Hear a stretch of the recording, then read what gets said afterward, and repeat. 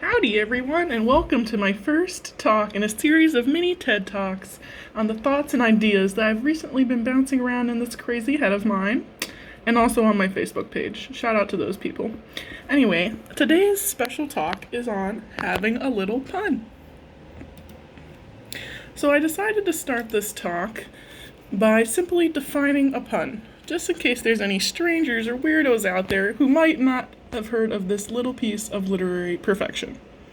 So, on to the definition. Simply put, a pun is a form of a wordplay that exploits multiple meanings of a term for an intended humorous or rhetorical effect. So, a perfect example of this is someone saying, OMG, that wedding was so emotional that even the cake was in tears.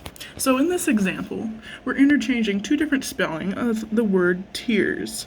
Tears that come out of your eyes, T-E-A-R-S, and tears that come out, or that a cake is made of, T-I-E-R-S. So, funny. And then, oddly enough, puns are often mistaken for malpropriism, which is actually an incorrect variation on a correct expression, and definitely something I do literally all the time. So to understand what malpropriism is, I'm going to provide you with a little scenario, which shouldn't be too hard to imagine because this literally happens to me every day.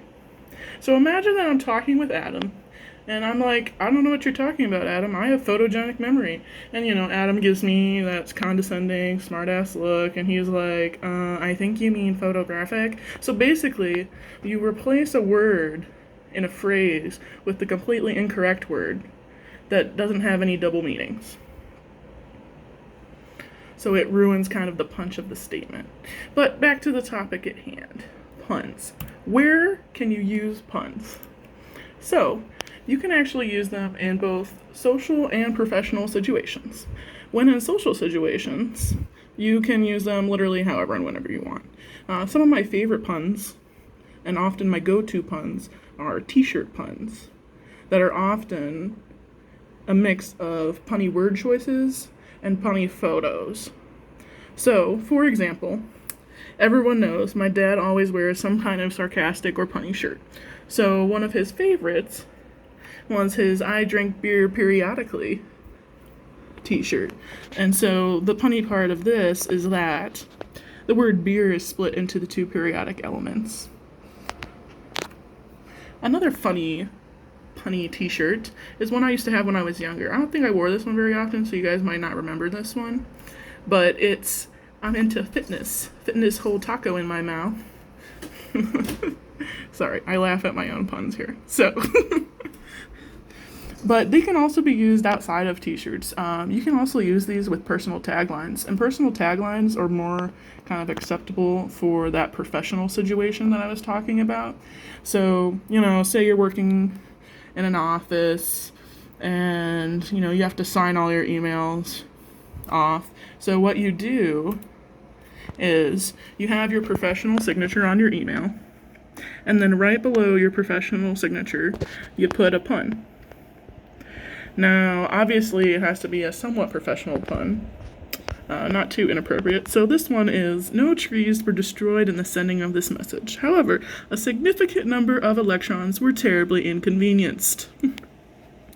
So you can have things as simple as that when doing these puns. Another potential possibility to use puns, both in a social and in a professional environment, is also using them as decorations or posters or instructionary things that are posted on walls or doors. So a lot in professional situations, a lot of times in like labs and science classrooms and things like this, you'll see these puns a lot posted on the walls, mostly because it's really easy to make puns with science.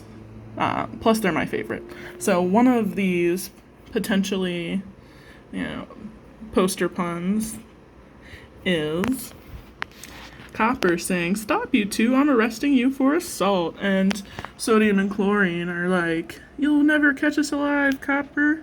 So for those of you who aren't into science, Na and Cl combined together make salt. So table salt that you use, on your food and stuff. So, if you don't get the pun, then it's not that punny. But for those science folks out there, I know you get what I mean.